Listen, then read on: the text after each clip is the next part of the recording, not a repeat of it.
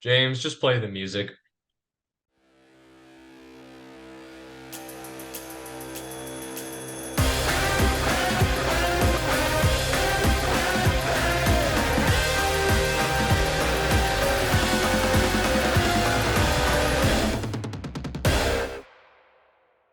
What's up, guys? Welcome back to the Thank God for Wrestling podcast. I am co-host number one, CJ McClure. Co-host number two, Johnny King. We're recapping FASTLANE today, or mid lane, or trash lane, or average and best lane, depending on what you want to call it. Starting right off on this pay-per-view. One positive thing I can say is I like the cars on stage. In a day of age where we don't really have creative stages anymore for pay-per-views, that was kind of a nice touch. But first match of the night, we got Cody Rhodes and Jey Uso versus the Judgment Day. So just some of my bullet points. It really is amazing to me how far Jey has come and how over he is right now on his own. You know, we've talked about how the bloodline has helped everybody, and it's really cool for me to see how over Jey is with everybody. Yeah, man, he's doing his own thing solo. He could definitely. I want to see him hold a solo championship one day. Whether that day will come or not, I don't know. But yeah, man, opening match of the night. I don't have really too much to go in depth about.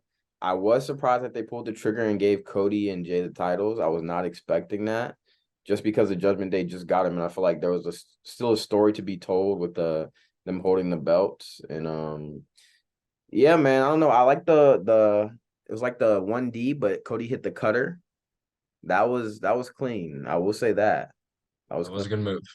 But yeah, it was a good tag team match, man. Like, it wasn't bad. I'm not gonna say it was bad. It was a good tag team match, and I'm just surprised that they pulled the card with Cody getting the Cody and Jay winning. Yeah, I mean, I think it was a solid intro. You can make an argument it was match of the night. I think it was a great way to start the show for something that ended up being below average. But yeah, I mean, the crowd was into it. I think it's still crazy to me, despite how some people do call Cody boring. I mean, how over he still is with most of the fans. Um, Thought it was pretty crazy that Michael Cole mentioned the Bullet Club. Yo, I tweeted that. I was like, mentioning the Bullet Club is crazy for WWE, bro. It Crazy. was crazy. I found it interesting that Jay still used the spear. I'm curious if that's going to be in his moveset now, or if maybe we get another Jay versus Roman down the line, or like a Fatal 4-Way Bloodline. I doubt it, but there's a little detail I kind of noticed.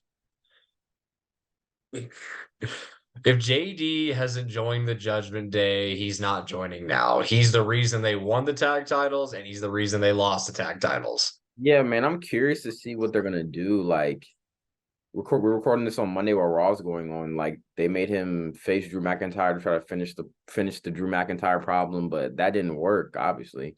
So I don't know what they're gonna do. Like, he's not in a good place with them right now. I don't know what the story's gonna unfold to be, but yeah. I like the crossroads on the announcer table. I thought that was actually kind of a nice spot.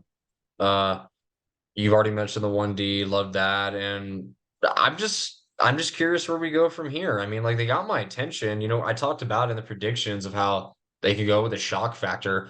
Cody and Jay can now go to SmackDown now if they want, and that's where Roman and Jimmy are.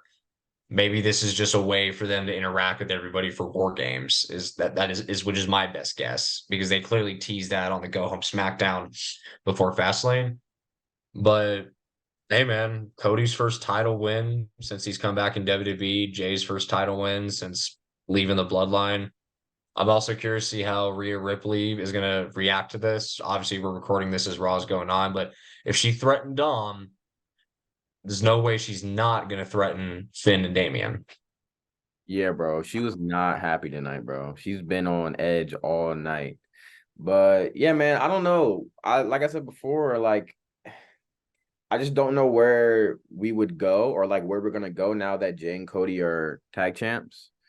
Like you said, it's probably setting up for War Games. What I don't want it to be the case of, I just don't want it to be like they've already technically got Rock and Roman to make, like, they're already in talks about that. Like, say they secured Rock and Roman. I don't want this to be just like a consolation prize to Cody just to buy up some time before he eventually gets to finish the story. But yeah, man, I don't know. We'll see. Hopefully it's set up War Games, but only time will tell. Just a quick sidebar. I didn't watch all the press conference, but Jay and Cody had to have been drunk, dude. I mean, the fact that People they said, they they posted the segment of how goofy they were acting. I was like, were y'all just celebrating winning tag titles together and just have you granted Jay already says that anyway? Like that is his in his vocabulary as a person in real life anyway, but what were y'all on? yeah, that was crazy, bro. I don't know. Yeah, WWE press conferences are weird anyway. Like one guy asked Io Sky if she would wrestle Taylor Swift. Did you see that? I'd say that. That's Yeah, stupid though. one guy was like, Taylor Swift is the biggest name out right now, blah blah blah blah. Is it possible that we could see her in WWE? If so, would you wrestle Taylor Swift? And Io Sky was like, "Are you crazy?" She's like, but I was like, bro, like, why are you asking these weird questions, bro? Treat it like an actual press conference, which it's supposed to be. Like, just do your job. It's so weird, man. Feel like reporters in all sports and industries are just dumb.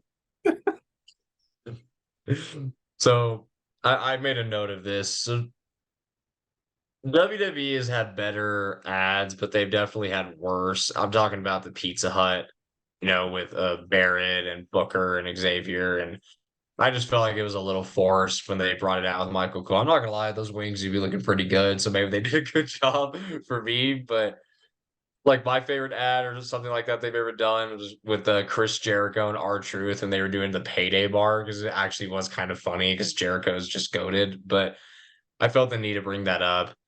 So next we got the LWO versus Lashley and the Street Profits. I have a hot take. I feel like Bobby Lashley with this theme song, he's always had cinematic like entrances with this theme. Would you agree? Yeah, yeah. I liked it. Like it suits him perfectly. Like I've always liked the bump, bump, bump. I mean, I've always loved that. Wanted to talk about that real quick. Why is it Rey Mysterio's matches that WWE always has the ads for? I was thinking the same thing. Before it was Cinnamon Toast Crunch, right? Yeah, Now it's Pizza Hut, and like it's not just advertised. Like, bro, it's everywhere. It's on the yeah. ring apron. It's on the side going around the thing. It just feels so like like forced. Like it's just cringe, bro. I don't know. Obviously, Pizza Hut probably paid him a big bag, but it's crazy, bro.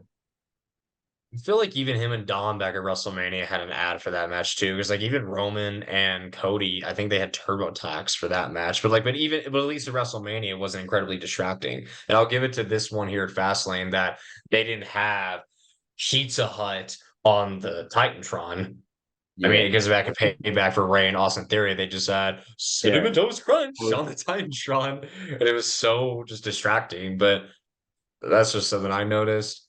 I like Zelina hitting the Meteor on Montez Ford because they were down in the numbers game. I figured Carlito was going to come back. It's cool to see Carlito come back, and he looks great, right? I mean, he looks in great shape. I wish they'd actually do something with him because it looks like he can so go full time. But yeah, man, this match was all right. I mean, it wasn't the sleeper match for me. It wasn't the bathroom break match for me. I'm just curious where you go from here with Bobby and the Profits losing because when they lost to Ray and Santos on that episode of SmackDown, Bobby was pissed. I mean, how many more ups and downs we can do with these guys? Yeah, man. That's what I'm just trying to figure out where we go from here. The match wasn't anything crazy. It was just there. Carlito was probably in the ring for a total of maybe 2 minutes. I don't even think it was that long. He hit the backbreaker on Montez. Montez sold it perfectly. Yeah, man. Glad to see Carlito back. Like you say, he still looks in crazy shape for his age, bro. Maybe they'll do something with him now that he's back for a little bit. I don't know how long he's gonna stay, but supposedly he's been signed since like May or June, bro. Since like Yeah, that's what I've heard. He's actually been under contract since like around Backlash, but just hasn't done anything. They haven't done anything with him. yeah. But yeah, man, I'm just looking to see where we go from here. I thought they were gonna keep building the Street Profits and Bobby Lashley up. Like I didn't think they were gonna take a loss anytime soon, but Yeah, like I didn't feel like the LWO would get hurt by this loss. I mean, I know Ray's the United States champion, but I just feel like with this faction having a title, even though it's Ray's, in the sense that kind of protects them. So I Mhm. thought Bobby and the Profits were going to get the win, but again, I mean, we're talking about war games a lot. I mean, and there's a tease with Bobby and the Profits at the Judgment Day. Maybe that's where we go. Maybe the LWO gets involved. I have no idea. We'll find out. Next, we got Charlotte versus Asuka versus Io Sky for the women's championship. Hey, bro, hot take. This is my match of the night. Hot take. This is my match of the night. That's crazy. Oh, I went back today and I rewatched it, and I was like, to me, it was a good match. It wasn't like spectacular. It was great. But I think the finish of the match made the match way better than it was like before the finish. Like Charlotte with the figure eight, then Io hitting the moonsault. Like, bro, that was crazy, bro. I did like the ending. I give it that. I do think it got better as it went along. Maybe I'm just a Charlotte hater now. Maybe it's just the fact that she was in it. I just lost my patience, but I did like the ending. I did like the miss right out of the gate from Asuka. That was definitely a nice shocker, Yeah, that was you crazy. know, at the start. There were a few good spots here and there. I found it crazy that that match got This Is Awesome chance from Indy. I mean, Oh, for y'all that I watched it, bro. You gotta go back and rewatch it, bro. Just try to rewatch it. Cause I was like, bro, because at first I was like, it wasn't anything crazy. Like, okay. Then I went back and watched it. And I was like, it was a good match. It was a good match. and if you enjoyed it and everybody in Indy enjoyed it, good for you, good for you guys. But yeah, I'll just leave it at that. But uh, this is the match I was excited for the most: John Cena and LA Knight versus the Bloodline. All right, I've finally decided on this. Jimmy's theme is better than Jay's theme. Nah, are you serious right now, bro? You're crazy, bro. I was like, You're crazy. bro, I was listening to Jimmy's theme and I was like, what is this? The beginning throws me off, bro. The beginning of it throws me off. The beginning's fire. Ah, bro. I don't know what instrument that is, but bro, Jimmy's theme is bro. That's not it, bro. Not it, bro. And I'm for not saying Jay's is bad. I'm just saying I think Jimmy's is better in comparison. I don't know, man. That's a crazy take. Crazy. Especially because Jay got the Yeah, but that's not a testament to the song. That's just it Jay. makes That's it makes Jay's the doing his song thing. better. Makes the song better, bro. Because Sure, sure. Okay, I get that. It goes with the beat of it, but I just feel like Jimmy's is a more of an homage to their tag team song. okay. It's closer to the original. Again, I'm not saying Jay's is bad. It fits Jay's. I do like it. I just like Jimmy's better. Like it's my earth, it's my turn. Like just the beat of that. Like you can't tell me that's not good. Oh, I mean it's not bad, but I don't think it's better than Jay's.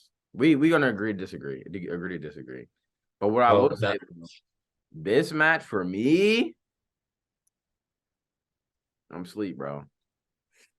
I literally could not care one bit about this match or anything that transpired, bro. That may be a crazy take, but I don't know, man. It was just like cool. I don't know. I liked it for what it was. I have to agree with Bleacher Report and say that not even John Cena and LA Knight could like make this pay-per-view better than what it was going to be. Yeah. And in the beginning of the match, I was like, okay, John jumping over Solo, like gonna throw back to like 2015 a little bit, but then just the I'm not trying to hate on John Cena. Don't twist my words. I'm not trying to hate on John, but Triple H even said that enjoy him being here while it lasts, because one day he's gonna be done, and that's a fact. Taker got slow eventually. Hunter got slow eventually. Flair got slow eventually. Hogan got slow eventually. It just happens, right? But it just seems like to me that the other three guys are like working around John's limitations. Mhm. Like it seems like John started off strong, but then it was just Solo beating him down, and then like we're building up to the LA Knight tag pop, the hot tag. And I mean John did hit the crossbody. That actually kind of caught me off guard a little bit. Um, yeah, I don't know, man.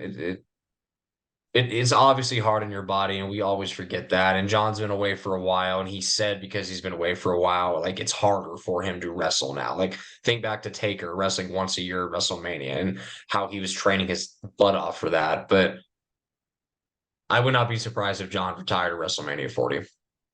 Yeah, I don't think he's gonna be around for much longer. He even said like after when Hollywood's back up and running, I'm gonna go back. Like because it puts food like puts way more money in my pockets than this. Yeah, Like he loves it, but his body just can't do it anymore. right. But So yeah, man, the majority of this match was basically John Cena getting beat down, bro. Just beat yeah. down. Obviously, they're building to the hot tag to LA Knight, but that was crazy. See, and that's why this makes me nervous if they are going to have John Cena and Roman at the Saudi show at Crown Jewel, because even John back in 2021, when his match against Roman at SummerSlam was much better than every match after that. Mhm.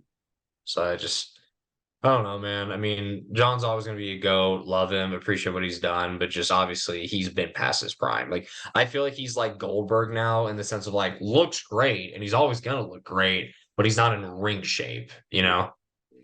yeah. So, anywho, LA Knight is pretty athletic, though, on that note. I know we talked about it before. Like, LA Knight's not Ricochet, but just his neck breakers, I feel like, are really smooth. He gets up there. He gets up there for the elbow. Just the vertical of jumping up for the top rope to the superplex. Crazy, bro. Yeah, like LA Knight's not a top tier athlete by any means. Like I would say Shawn Michaels and Seth Rollins, guys like him are more athletic than him, but like put some respect on his athleticism. You know, like LA Knight still has some versatility. It's definitely there. And then all I really have to say now after this is how's Roman going to react to this Friday? Yeah, man. He finally comes back after wherever he was on the beach. We don't know what he's doing, but Where they're in Pensacola. yeah, he's gonna be mad, bro. He's gonna have, and this is I feel like this is when we start to see the solo tension really start building up between him and Roman. And Paul Heyman, he's stressed out. His hair is back to gray now. It's like grayish white. He's stressed out. He doesn't know what to do without his tribal chief. So, man, Friday we get to see what Roman Reigns has to say, man. Be interesting to see how many ratings and the views are for Friday with Roman coming back. Because again, Roman's a draw. Oh, Um, for sure. It's gonna be crazy. I feel like though, I feel like he'll blame Jimmy first because Jimmy was the one that took the pen, and I feel like he's gonna like get on Jimmy like, why are you back after like, I mean, well, and granted though, last time we saw Roman, he did say to Jimmy, it's like, what do you want? Want a yacht? I'll give you a yacht. You want some money? The tribal chief give you money because because what he did at SummerSlam. So I mean, I don't know, 50-50, but nonetheless, at the bare minimum, I think Roman will be mad about them losing. Yeah, I feel like he'll blame it on Jimmy because Jimmy's less of a threat than Solo is to Roman. Facts. Yeah. So we got the main event. I was pretty intrigued about this match going into it. Found it interesting. This is Seth's first last man standing match. Yeah, I saw it too.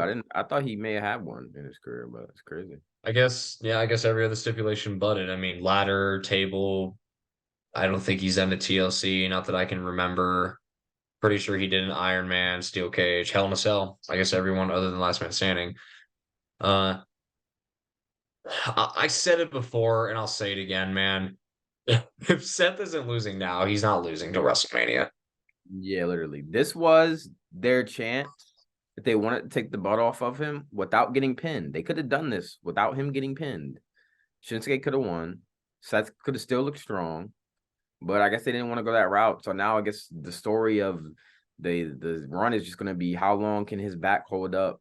How long can he fight through the pain? So yeah, he's not losing. He's not losing until he loses to Gunther. Let's be honest.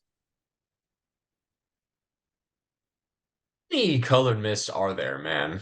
We got green, we got blue. I thought green and blue were like just the S tiers, but now we got red. Is there purples or yellows or orange? I mean, what else? Yeah, the red mist was. I was not expecting that. To be honest. Yeah. It's crazy because it made it look like Seth was bleeding, but obviously he was. I mean, I did like how it was used though. I mean, it wasn't just like in the ring. It was like, oh, Shin with the red mist. Like it caused him to fall into the table. So I appreciate that. I appreciated all the weapons that they did bring out. It definitely seemed like they were putting their effort for this match to have like a solid last man standing match. So I appreciate the physicality of it. We've just definitely had better last man standing matches throughout the history of WWE. I Yeah. feel like Michael Cole's question is valid though. And because Seth's back injury is real, how much longer can Seth go at this pace until like it could be detrimental, you know? Yeah, that's what I'm wondering too. Like how long, like not even kayfabe, like how long will he be able to keep this pace? Because he's wrestling weekly, bro. And Yeah. also doing all the house shows. So it's only a matter of time, I would think, until he would need to just take a rest. But yeah, man, this match, I'm not gonna say it was a bad match. It just didn't do it for me. I I just felt like it could have been better. Yeah, it just didn't do it for me because for a little bit I kind of had hope that they would have Shinsuke win, but I was like, nah. I just don't like the fact that Shinsuke was beating him down the entire match for the most part. And then Seth hits the Falcon's arrow through the table and Shinsuke just doesn't make the count. But I don't know, man. I don't know, man. Yeah, like, again, didn't think it was bad. I thought it could have been better, and I wanted to talk about the ending. With the ending, I liked how Seth barely got to his feet to beat the count of 10. So, like, he won by the skin of his teeth, but it's what you just said. It was the move that he won with. And the Falcon Arrow is a good move, don't get me wrong, but I can never think of a time that Seth Rollins has won a match like that by pinfall. Yeah. So, I mean, yes, I get that he went through tables, but like, maybe even if he just stomped him after that, like if Shin barely beat the count, but then fell back down and then Seth curb stomped him, I think I would have been satisfied with that. So I appreciated like barely beat the count and then fell down after the count of 10, but it was the move that he used. Yeah. So and that's really it, man. I'm kind of just ready for us to get to the Saudi show because WWE usually pulls out a big card for Saudi Arabia with that market, and it's gonna be war games before we know it, man. And Thanksgiving. So Hey, soon, before we know it, we'll have CM Punk back home, man. Back in WWE. I'm calling it right now. I'm calling it right now. It's gonna happen. It's gonna happen. on the topic of debuts, Jade Cargill. Yeah, man. She debuted at FASTLANE. She didn't interfere, didn't wasn't in the crowd, at least to my knowledge. She just had a little like little video thing with Triple H getting out of the car and stuff. But yeah, man, supposedly she's gonna debut on Raw whenever they're ready to bring her on TV. So yeah, I'm excited to see what she's gonna do, man. I thought it was cool seeing her talk to Triple H. So I'll say I appreciated that. Yeah. But anywho, that's all I got. Johnny, unless you have anything else. But guys, I'm CJ McClure. Thank you guys for tuning in. Be sure to like, share, subscribe, and comment. And thank God for wrestling, man. Yeah, man. I don't have anything else. On the road to Saudi Arabia, man. Johnny King, make sure to like, subscribe, man. We appreciate the support of all the videos. And yeah, we'll see y'all in the next one. Thank God for wrestling. Too Peace. sweet.